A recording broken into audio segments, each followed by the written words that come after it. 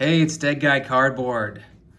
Um, Wanted to talk about my Atlantic City National experience and three pretty epic pickups I got there. One particularly epic, at least for me. And I was there on Wednesday and Thursday.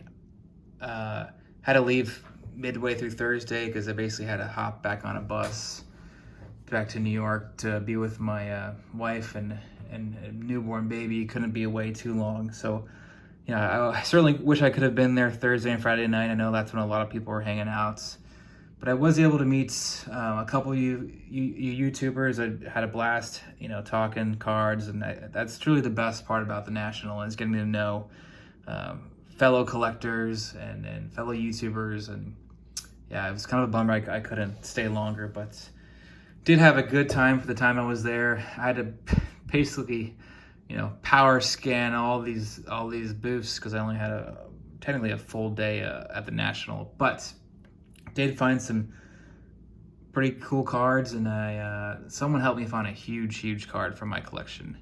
So without further ado, the first pickup I got at the National, got this Thursday morning. I spotted it Wednesday night, and I was like, I gotta grab this. They're first thing tomorrow on Thursday, because it's just a great, some great eye appeal for this card. And I've been searching for this card for a while. I had it on my watch list on eBay for a long time. It's not the easiest card to get with this kind of centering and eye appeal. And the seller was selling this card for under what it sells for on eBay.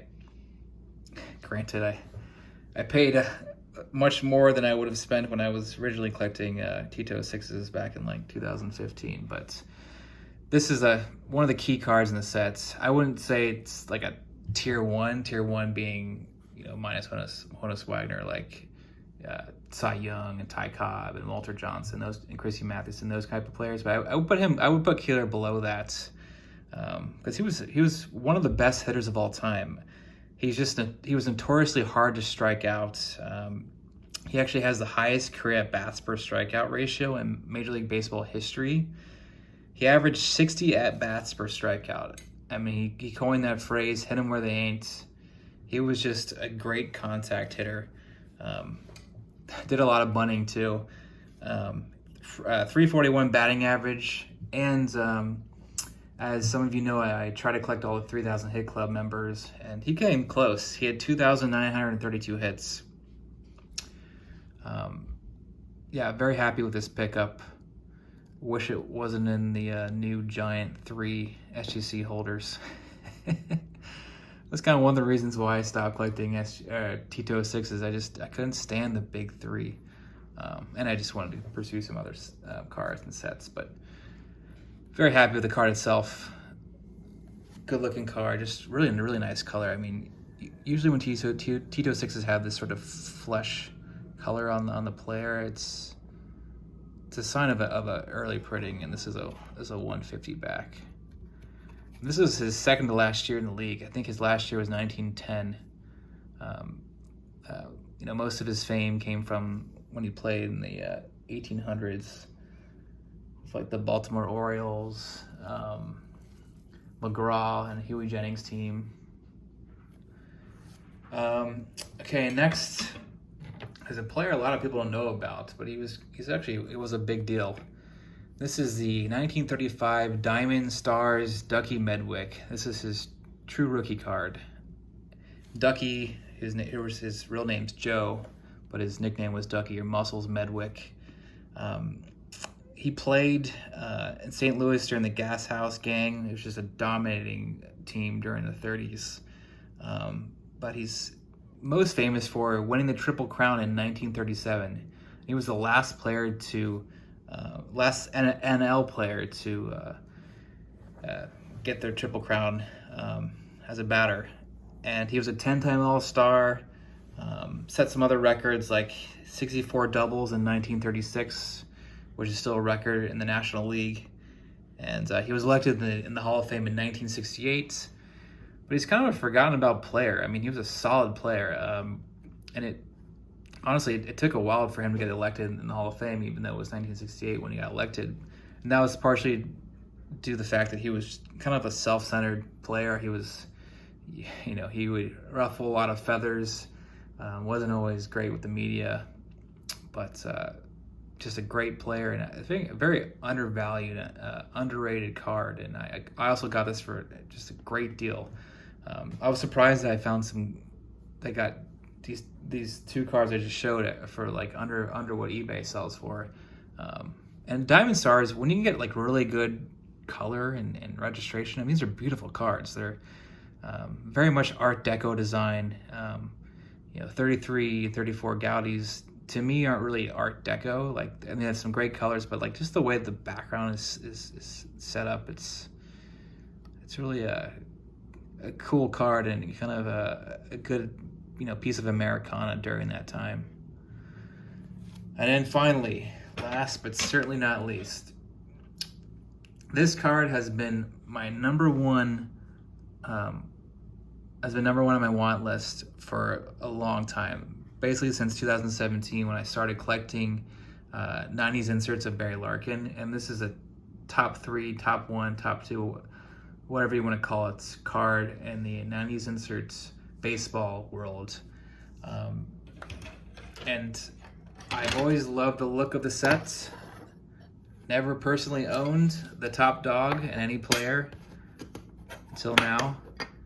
So you got the green Crusade, the 250. I mean, look at the shine on these things. The purple out of 100.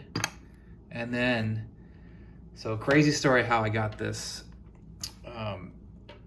I on the Facebook forums, I had told people this is my number one want for a long time.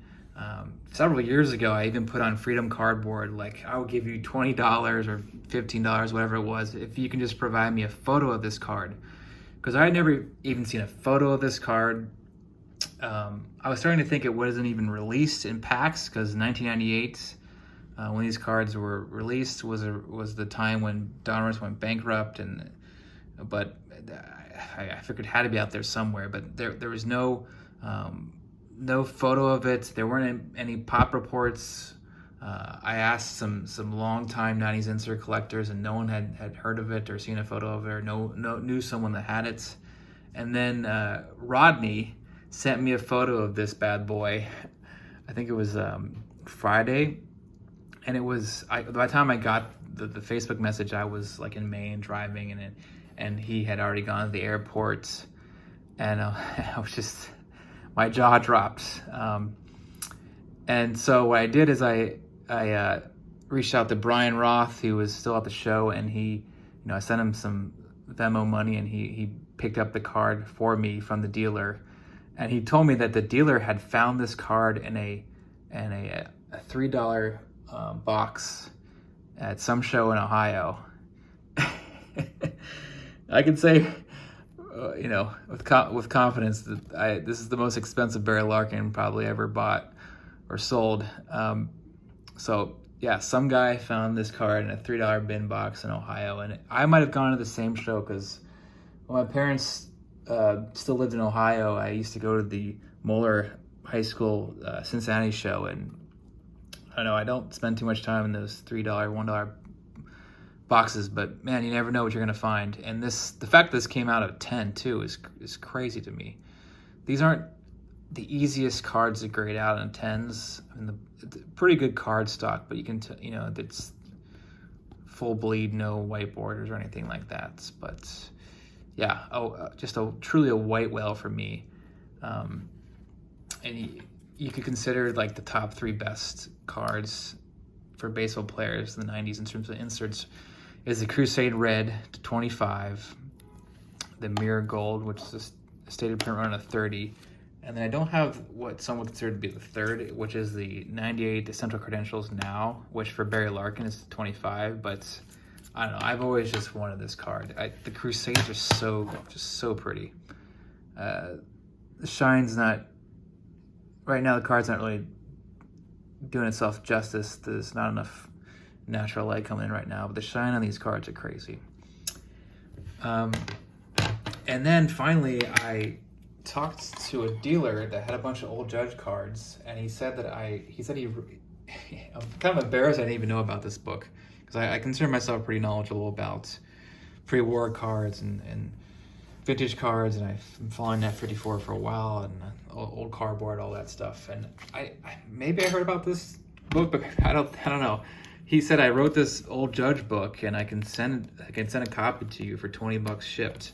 And it was one of these authors. I wish I remembered who. Jay Miller, Joe, or Richard. I'd have to double confirm that. But I love this book. I mean, it's super informative.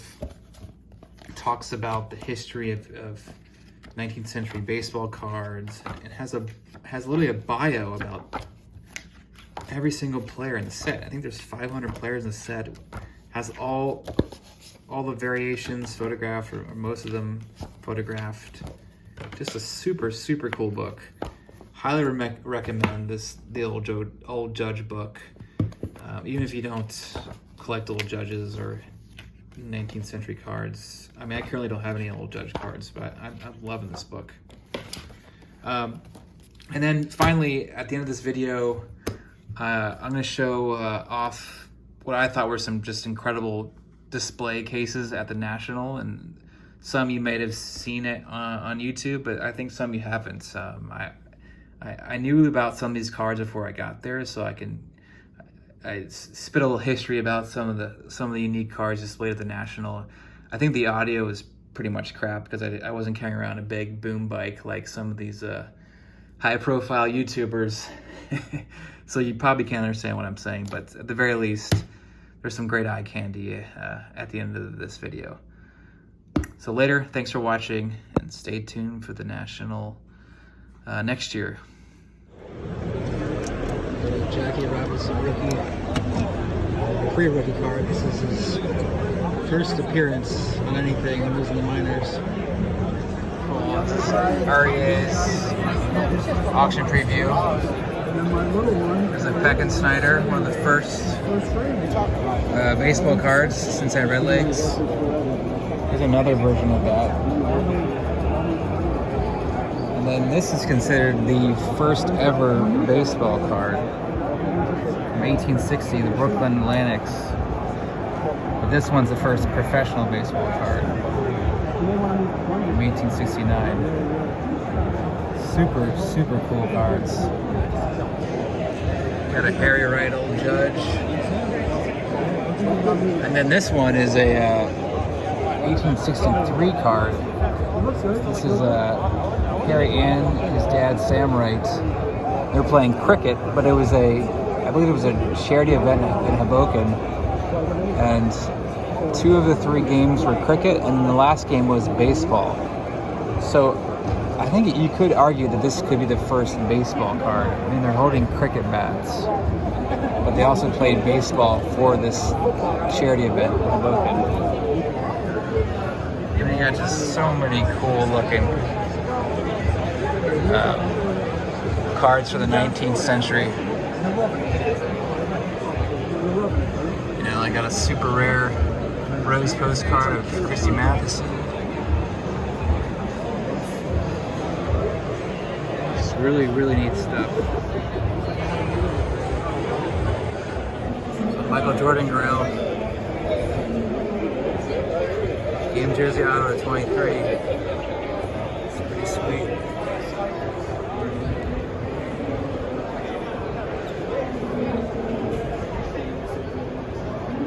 Got a bonus Wagner. So cool. This is the Holy Grail of Pokemon cards. Really neat illustrator.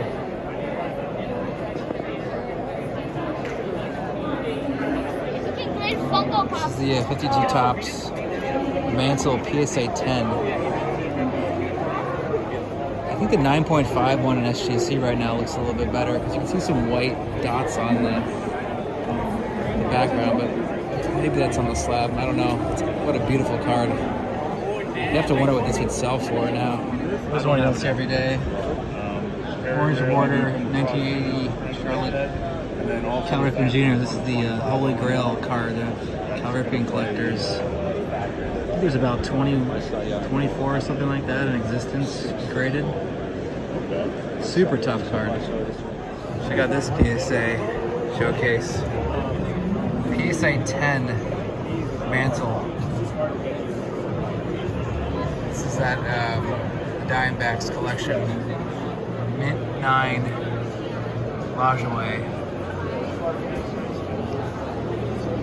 Bruce rookie, PSA 6. Mint 9 Babe Ruth. Gowdy, another Mint 9 Gowdy Ruth. Looks like this was dropped at one point. 48 Leaf Satchel Page. Short print, PSA 8. 8 Mikan. A long time considered like the Honus Wagner of basketball. Mint 9 Willie Mays. I believe there's no PSA 10s. The 51 Bowman Mays. You got a Jordan PSA 10. There's some more from the D-backs collection. Mint 9 Worldwide Gum. That's the Canadian issue. 9 DiMaggio Gowdy. Wow. 10 Roy Campanelli rookie card. A 9 Jackie Robinson. Not the greatest color. Pretty good for a 9. Here we go. 754 Wilson Franks, Ted Williams. 8 Green Cobb. Oatmeal Green Cobb. There we go. You don't see this every day. This is the only like few playing days Jim Thorpe cards. PSA 8. Mint 9, Ty Cobb, Cracker Jack. Oh, you see the number? PSA number? 3 Tops, PSA 2. 2 Tops, PSA 10. So many cool cards in this guy's collection. It's a holy grail for hockey collectors.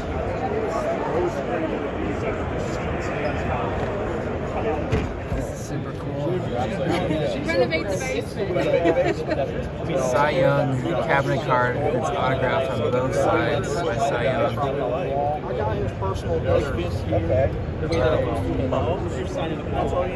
Cool stuff. This is the Heritage auction. The color's awesome. Some cool packs here. 61 Fleer. Could house the, well, definitely house the Chamberlain in there, the in-action version, but could have his regular rookie card and Oscar Robertson, Elgin Baylor, a ton of key rookies in there. And this is really cool. 58 top solo pack with Jimmy Brown on the front. Crazy showcase. Precious metals, starting with Kobe's. Or if you wanted to do all half, and basically figuring it in. We have some shoes here, some game worn Jordans.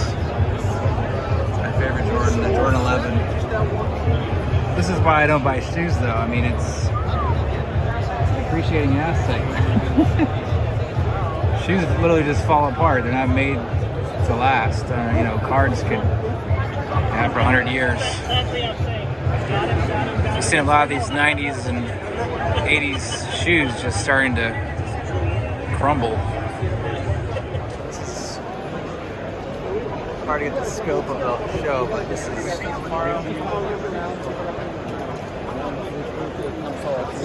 it's pretty big. I can't tell if this is bigger or smaller than the National in Chicago, but it's huge.